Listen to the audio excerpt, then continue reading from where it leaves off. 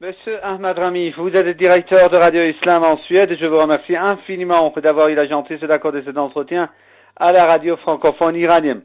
Monsieur Rami, le guide suprême de la révolution islamique d'Iran, le guide suprême de la révolution islamique d'Iran a affirmé aujourd'hui au cours de la prière du vendredi de Téhéran qu'on entend aujourd'hui la voix de la nation iranienne au nord de l'Afrique et ailleurs dans le monde musulman. Quelle évaluation portez-vous sur ces propos du guide suprême de la révolution islamique, l'honorable Ayatollah al-Uzma Khamenei?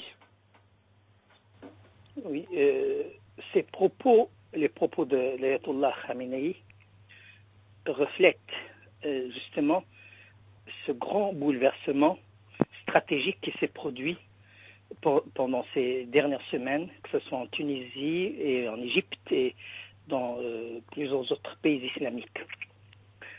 C'est un soulèvement, une révolution, une autre révolution qui fait l'écho de la révolution islamique et qui rejoint la révolution islamique dans sa voie pour la libération, pour la légitimité des régimes et pour la démocratie et pour la liberté. Parce que justement, ces régimes-là, en Tunisie, en Égypte et ailleurs, qui sont aujourd'hui en train de s'ébranler, et celui de la Tunisie est déjà dans la poubelle de l'histoire, étaient là, payés, installés par les ennemis de la nation islamique et de la révolution islamique pour justement faire barrière et faire barrage à l'islam et au mouvement islamique, c'est-à-dire à la révolution islamique, pour isoler la révolution islamique d'Iran. Maintenant, ces régimes-là tombent sous le poids des coups des peuples islamiques qui se soulèvent et qui se réveillent et qui brisent le mur de la peur.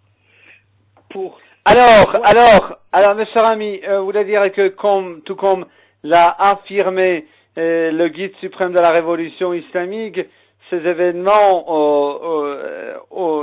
qui se passent au sein du monde arabe et musulman sont les signes du réveil islamique. Oui, d'ailleurs tout le monde le voit, c'est-à-dire qu'aujourd'hui,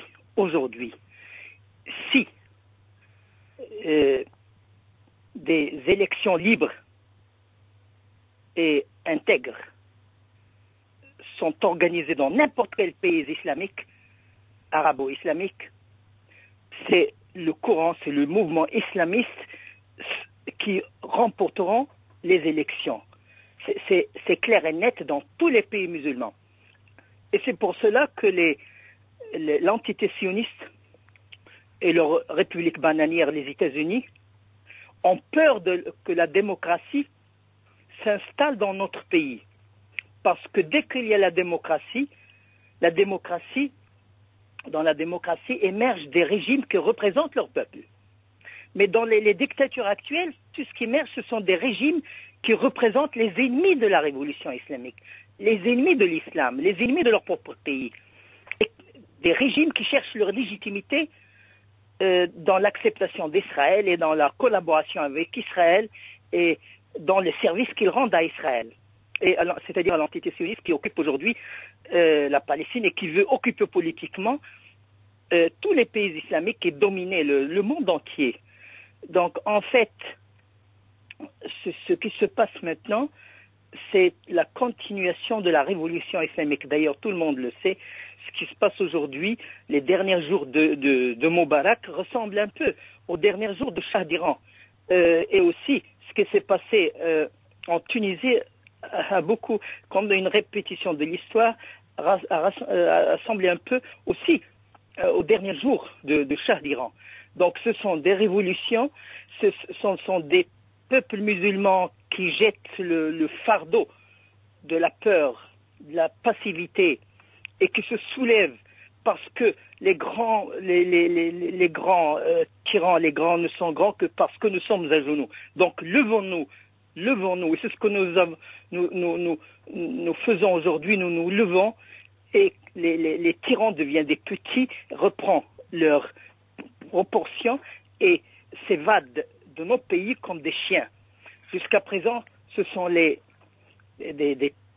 peuples, qui quittent leur pays, fuyant la misère et la dictature. Aujourd'hui, ce sont les tyrans qui fuient nos pays, fuyant la révolution des peuples.